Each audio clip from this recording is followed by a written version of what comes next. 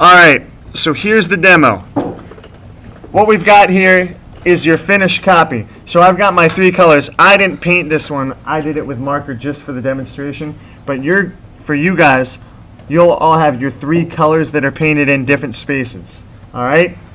I've started by putting one black line on here already with my ruler, and you'll notice it's really thick. You guys are going to use the black Crayola markers in your bins. There's plenty of them for everybody in your bin. So make sure you're using the thick black Crayola marker when you do this. And remember, you can't do it until after you paint.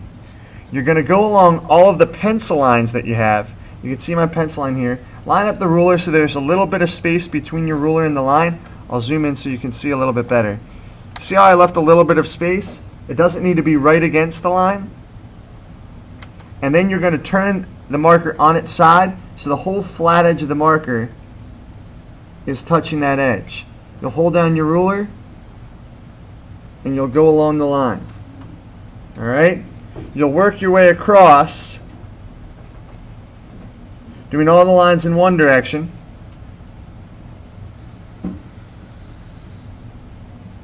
And then after you do all of the the vertical lines, you can just turn your paper and you'll go back and you will do the lines going the opposite direction. Same thing, making sure that you turn the marker on its side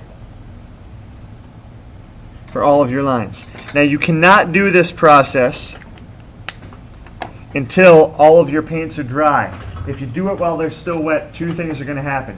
You're going to ruin the paint because the marker ink is going to bleed into the wet paint, so they'll mix because they're both liquid. And you're going to ruin the markers because the paint's going to stick to the marker and it's not going to be good anymore. So I want you to make sure your paint is dry. Don't worry. We still have tomorrow and Friday to finish this. So if your paints aren't dry today, don't worry about it. Okay? Sound good?